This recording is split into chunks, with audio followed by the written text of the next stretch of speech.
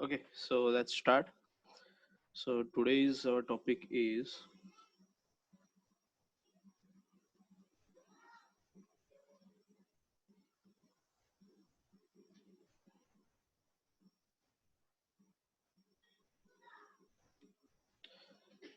okay.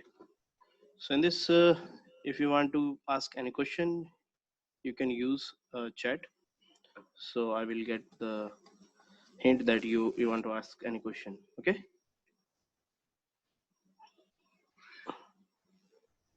So let's start. So now this is a design of quarter joint. This is just a revision, and in this we will cover the design of quarter joint and also the knuckle joint. So just step by step we will complete this. So first, if you want to connect two rods, as you can see in the picture, so this is a rod A and this is rod B. Okay, you want to connect this both rod and connect these two rods in such a way that motion transmit in axial direction without rotation. So there is no rotation in the rod. Okay, there is no rotation. Also, you have to connect that both rods should move in axial direction only. Okay, so which joint you will use for this purpose? So in this case you can use a cotter joint. So in this case you can see in the picture that the axial motion is like this. Okay, and in this cotter joint you have to design the joint that if the forces due to the rod act on the cotter joint like P force in both direction, you can see. So due to this forces P, there is a failure of the cotter. So you have to save the design of cotter joint, and you have to find the dimensions. So this cotter joint will save. Okay. Also in this, as you can see, the application of the cotter joint is like in this diagram you can see this is a piston rod, this one, and this is a crosshead. So there is a connection between this piston rod and crosshead, that is a cotter joint. And the cotter joint have three parts. In this picture you can see this is first is socket end, second is spigot end. So this socket end will be attached with rod A, and this spigot end will be attached with rod B. And in both you can see there is a slot, rectangle slot. So in this rectangle slot the cotter will be inserted. Okay, so what is a cotter? Actually a cotter is a simple steel plate piece. Okay, and the shape of the cotter is a V shape, as you can see, like this. Why V shape? Because it can easily tighten or loosen, uh, as this have the wedge action.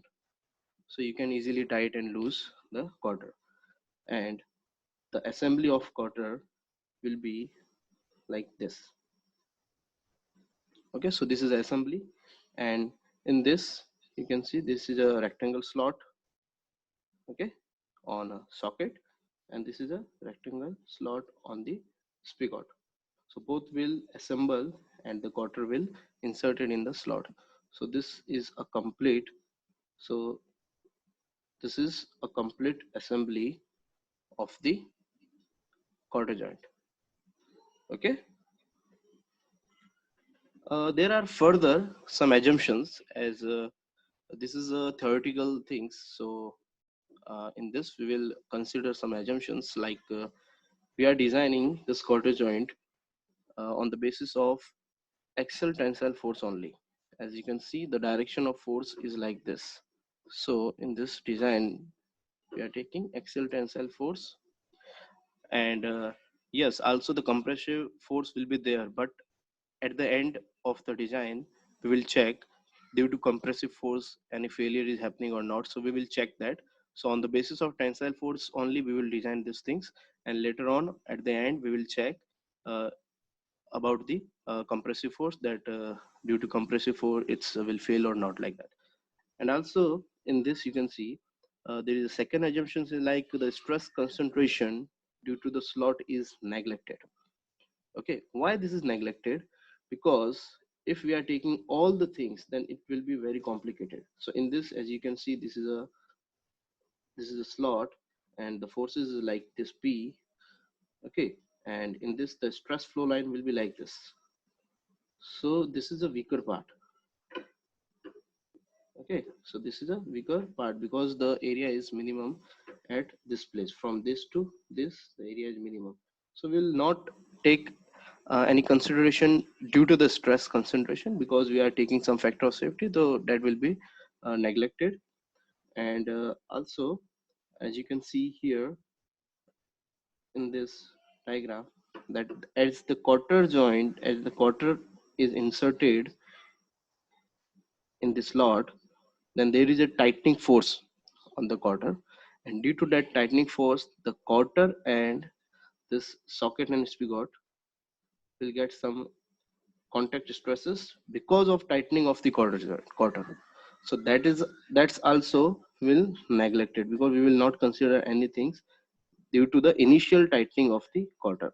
We will design only on basis of the this tensile forces. Okay, so these are some assumptions which we will take before the design of the cotter joint. Next, as the forces is we have already discussed that force will be only that tensile force like P. So due to this force P, what will be the free body diagram, and then the force will act on the different parts of the cotter joint, like in the case of socket, the force will be act like this. As you can see, this is force P, and the force P will be like this, P by 2 and P by 2.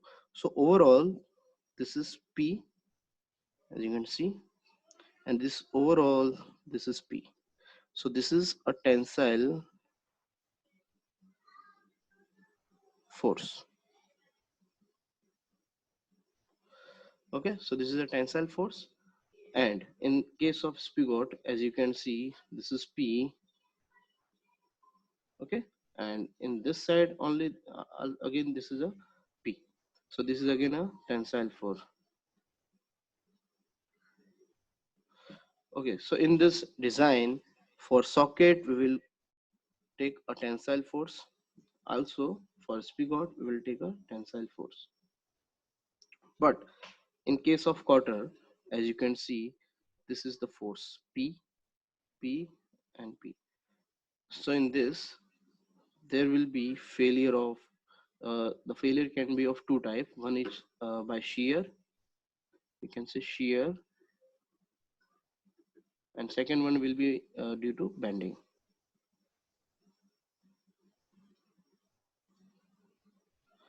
Okay, so one will be shear and second one will be bending. So in this, if the cotter is tightly fitted, in that case the failure will be due to shear, and if the cotter is loose, and in that case the failure will be due to the bending.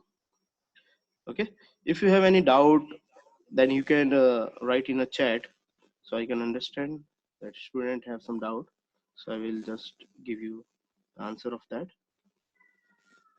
Okay, so next, uh, yes, so on each type of failure we will write a strength equation, and on that equation we will find out the dimensions. Yes, now finding all dimensions of cotter joint. Okay, please don't do this. Yes, if you want to ask any question, then you can use the chat, and that I will see. Okay, so now step by step we will find the dimensions of the joints. So in this, first we will take, yeah, before that we'll just discuss the dimensions. As you can see in the diagram, the tensile force is P, and the diameter of rod, this is denoted by small d, as you can see, and the outside diameter of socket, this one. This is D1 and D2 is the inside diameter of the socket. So socket having two diameter, that is D1 and D2. Also socket collar have the D4 like this. Okay, and the spigot having two diameter, that is D2 and D3. So just remember these dimensions, and after that you can see there A, B, and C. So in ABC, you just okay. So this is A. This is A dimensions. This is B, and this is C. So A is, this is the distance from end of slot to the end of spigot. Okay, we'll discuss about this in one of the steps. And this is mean width of the cotter. So we have to find out the mean width of P, so the cotter failure will be neglected. Okay, and also in this is a C. So we'll find out the all A, B, C. So they are simply a distance, and we have to find out the distance by the strength equations. In this we will take T as a thickness of cotter, and T1 and L. L is the length of the cotter. Okay.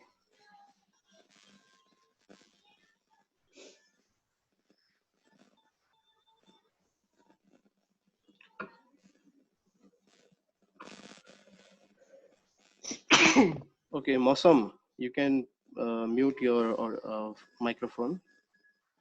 Okay. So next, uh, step by step, we will go through. Yes. So first, the tensile failure of the rod. So if the force P will act on the rod, then the failure will be like this. So in this case, you have to save this diameter, this rod. So in this, what you have to do, first you have to write the strength equation. Like strength equation is sigma T, as there is a tensile force. So stress will be tensile stress is equal to force P upon area. Okay, so this is a strength equation. In this sigma T, what is sigma T? This is a strength, what we say, tensile strength of the material. So this will be given in the question, and you have also the value of P in the question.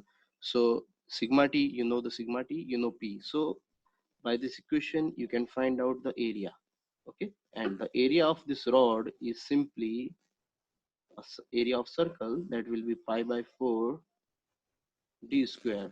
Okay, so with this area you are able to find out the dimensions. Yes, you can find out the dimensions. So this dimension, this diameter of the rod will be a safe diameter. Okay, because you have applied the strength equation, so this is a safe diameter. So you have to find out like this. This is pi by 4 d square, and the formula of this will be, yes, the under root of 4 p by pi sigma t. So you have to uh, remember this formula for a failure of the rod of the cotter joint. Second, the tensile failure of the spigot. In this case, you can see the minimum area at the place of the slot. Yes, here, as you can see, this will be the area. Yeah, this hatching part will be the area, and this is the minimum area in the spigot. So you have to find a suitable diameter, so this spigot will be safe. Okay, so again we will go through the strength equation. In this, the failure will be like this. So in this, yeah, this hatching, so diameter, so you have to calculate the area of this. So how you will calculate? So first go through this. So yes, this is T, small t, and the diameter is d2. So first you have to take overall diameter of the circle, so that will be pi by 4 d2 square, and then minus this area, this rectangle area. Okay, and this area is d2 into t. So overall the area will be like this, pi by 4 d2 square minus d2 into t. So this is the overall area, and you have to use this area in the strength equation. So sigma t is equal to p by this, and by this equation you can able to find out diameter of the inner diameter of the socket, that is d2. Okay, and yes, t is equal to 31% of small diameter, that is small diameter. D is diameter of rod. So this is due to empirical relationship. So they have completed many experiments, and they have figured out the dimensions. T should be 31% of the, that will be in a safe limit. So in this you can put the value of t here, and you will be able to find out the d2 diameter. Okay, next, same tensile failure of the socket. In this you can see the minimum area will be this one, and you have to calculate the area of this. So what will be the area? So you have to calculate, you have the dimensions like this. This is the area. So first we will take overall circle diameter. Okay, that will be pi by 4 d1 square minus, this is smaller one, minus this, that is pi by 4 d2 square, again minus. Now we will minus this. Okay, we will minus this one, this both. Okay, if you minus this, then this area is d2 minus d1 into t. Okay, so d2 minus d1 into t. So this is the area of this uh, this what we say, phase. Okay, and you have to put the area in this equation, and you will be able to solve the value of d1. Okay, next, yes, failure of the cotter. So how the cotter will be failed? In this first I have shown you that if the cotter is tightly fitted, then the chances of the failure of the cotter will be from the shear. So in this you can see this is a shear failure of the cotter. Also the area of the shear will be like this. This is a double-sided shear. So you have to take area of this A1 and also the A2 area, or that will be same. So you can say area A or A, and the area will be like b into t. Okay, so b into t, width into thickness, again here b into t. Okay, so total area will be, second, so total area will be 2 times bt. Okay, so you have to put this value 2 bt at the place of area. So tau is equal to p upon a, and this area is 2 bt, and you can able to find out, or this will be used for checking of the quarter at, and you can find out the b. From this you will be able to find the b, that is width of the quarter. Okay, this is first case, that if tighten, then you can say that maybe failure due to shear. So this b you can find out, and second one we will determine with the help of the bending equations. Okay, yes, the next you can see if there is a shear failure like this. In this, if the a length of a is insufficient, if length of a is insufficient, then the failure will be like this.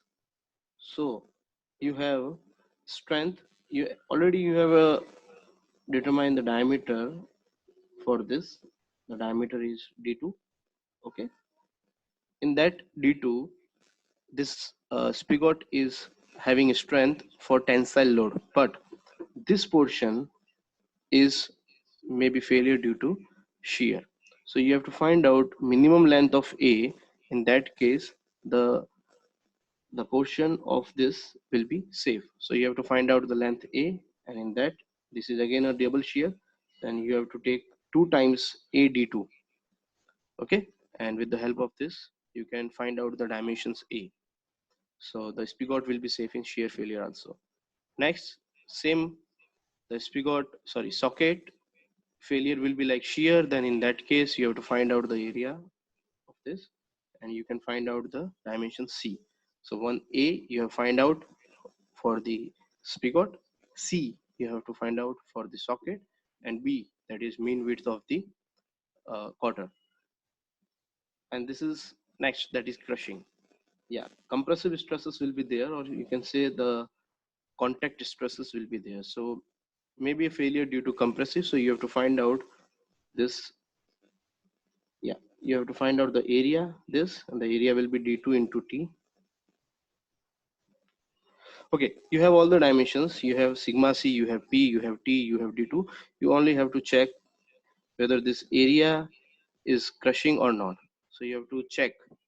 Okay, same like this, in this also you have to check the crushing will be there or not. So the value should be lesser than sigma c, then only it will be safe.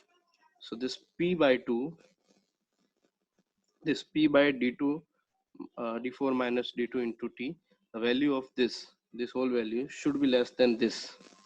Okay, so generate sigma c should be less than having the strength of the crushing, like that. Okay, so that will be covered in the numerical portion. So we'll go through how to check uh, that it is failure in crushing or not. So 8 steps complete.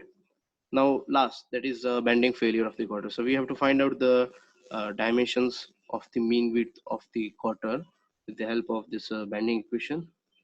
Okay, so in this we will use the bending. So you know the bending equation. What is the bending equation? M upon I is equal to sigma upon y, okay, is equal to E upon R. So in this we will take this M upon I is equal to sigma upon y. So this is sigma, this I is what? Moment of inertia. M is bending moment, sigma is stress, bending stress, and y is distance from neutral axis to the what we say end surface. Okay, so in this we have to find out the small p. So this is simple a formula, you have to remind this. In the knuckle, I have completed that how you can solve this bending equations. Okay, so we'll cover same bending failure of the quarter in that bending failure of the knuckle pin. Okay, in that you will able to find able to know that how to get this formula. So now this is complete a quarter joint. Okay, if the quarter is tightened, then the failure will be from the shear, and if loose quarter is loose, then the failure will be due to the bending. Okay, so in next lecture we will cover if you have any doubt about regarding this. And now we will complete this knuckle joint. Okay, so in knuckle joint, same like quarter joint, but in this uh, there is a small amount of what we say angular movement you are allowing. Angular movement, as you can see, the force is like this one p and this one p, and you are allowing some angular movement between two rod. So at this place you have to use knuckle joint. In this you can see there is a fulcrum or pin which can rotate like this. So if this is a rod A and this is rod B, okay, so this is a rod A and this is rod B, and there is a angular movement between them. So you are allowing the angular movement between them. Okay, so in this case we will use a pin. Okay, so you can see this is a pin, and this is the parts of the knuckle joint. As you can see, this is I, this is fork, and this is pin. So the assembly of the knuckle joint will be like this, and the forces will be again a tensile force. And this is the free body diagram of the knuckle joint. In this you can see this is a tensile force P, and this is also a tensile force P. So we'll go with tensile forces in this case of fork. Same for case of I, like this, and this knuckle pin is same like a cotter. So in this maybe due to shear, or maybe due to the bending, the failure of the pin. So we'll discuss. So first, yes, this is a like this. If knuckle pin is tightly fit, then the failure will be due to double shear, and if this is due to the bending, then this will be like this.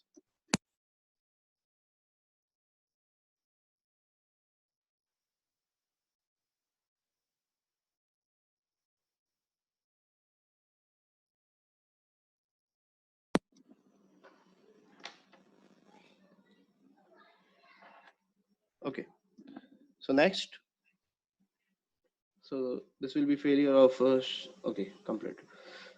So now, if we are considering the force, tensile force, then the tensile force like this, as you already know, and then this failure will be like this. If the failure due to the tensile and shear failure of the fork, like this can be tensile failure of the fork, and this can be a shear failure of the fork due to the tensile force, like this. So in this, the area will be like this. You can see, and in this, the area will be like this. So you have to find out this area, and we'll put this in strength equation. Okay, so we'll complete this. So first, and this is the I, same tensile failure of I and shear failure of I, same like this. This is the tensile failure, and this is a shear failure. Okay, so now these are the some dimensions of the knuckle joint. In this, I have used capital D for the rod, and D1 for the diameter of that supportive rod, and large diameter of the each rod. So there are two diameter of the rod, like one is D1 and second one is D, small d. Next, small d is used for the knuckle pin. D naught is outside diameter of I or fork, and AP. First, A is the thickness of each eye of fork. You can see the fork having A and A, so two dimensions, and the eye having only one single, that is small b, and last, that is diameter of the pin head, that is D1. So we'll go through step by step, same like a cotter. In this, we are first will save this rod, and you can see this is the equation that sigma t is equal to tensile force upon area, and in this can be a failure of the rod. So this is the area of the circle, that will be pi by 4, and this rod is capital D. So now this is capital D square. Okay, so we'll put this, and we can find under we can find the diameter of rod, that is under root of 4p by pi sigma t. So you have to remember the formula, and in this also we are taking d1, this d1. Okay, this is the d1, this is the circle. Okay, the diameter of this is d1, and this is 10% greater than this uh, rod diameter d. So this is 1.1 d.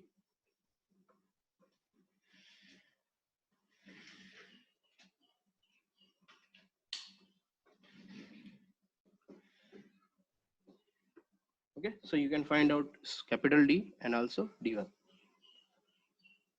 Next, this this is a shear failure of the pin. As you can see, there is a double shear, so you can got the area will be like this, pi by 4 d square and pi by 4 d square. So total area will be plus of both, that will be pi by 2 d square.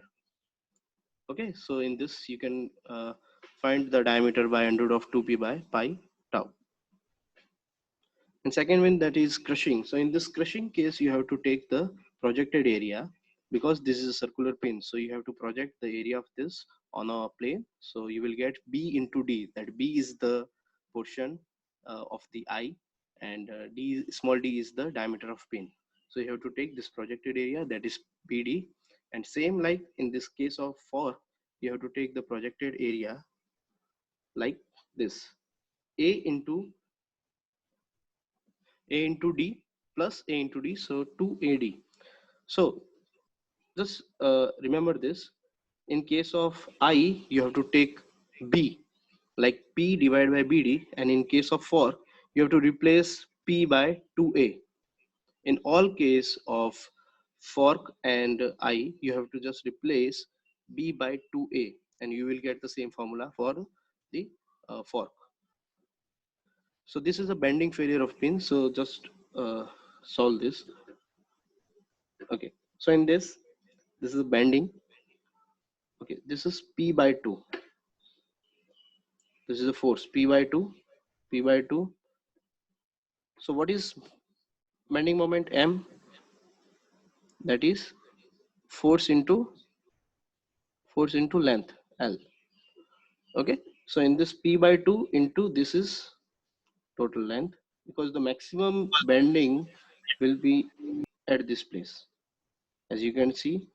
Okay, like I can show you the diagram.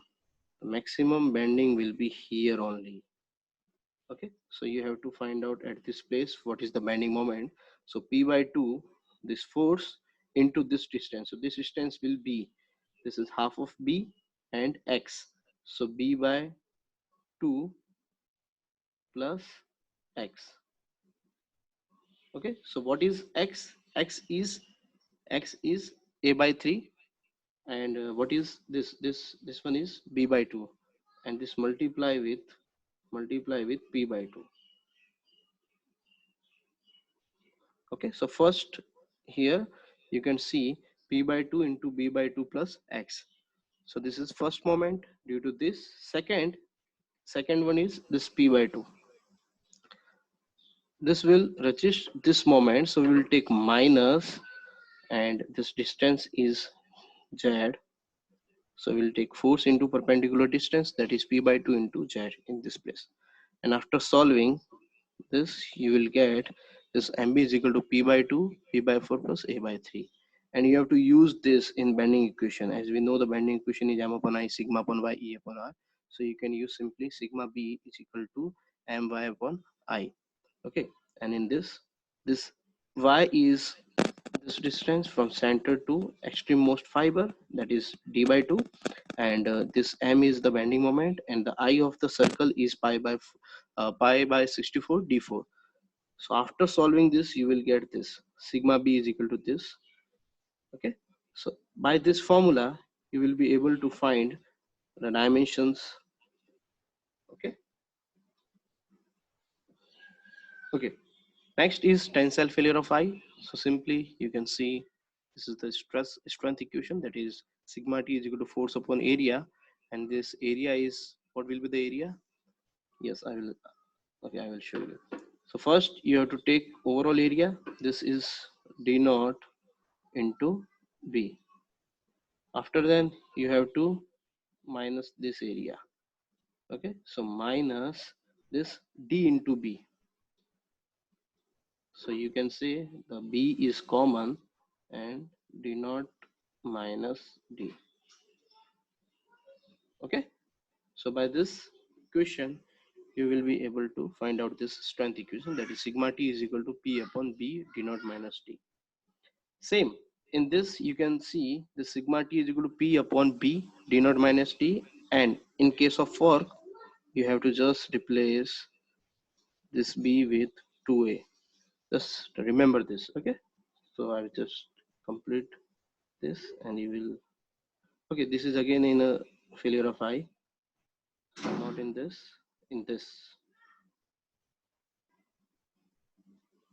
So yeah, so in case of tensile failure you can see the same formula, but in the place of B this is 2A. So for tensile failure of I, P upon B T naught minus T, and in tensile failure of fork, P upon 2A into T naught minus T. Okay, this is tensile failure case. Second one is what we say, shear failure of I. So in this the formula will be like tau is equal to P upon area, and you have to find out this area. And again the formula will be same because the area is same. Yes, you can see in this, you can see this sigma T is equal to P upon B D naught minus T. And again same in this case also you will get the same formula. Yes, this one. This is tau is equal to P upon B into D naught minus D. So in that case, sigma T is equal to P divided by B D naught minus D, and in this case also the same. So both will be same because the area of the cross section will be same for both tensile and for shear. Okay, same for the fork, the shear area will be same. This will be 2a d naught minus d. Okay, so you have to remember this four formulas. Okay, so now the design is completed. So in next class we will complete the numerical of the quarter and knuckle joint. Bhargav. Bhargav. Bhargav. Hello.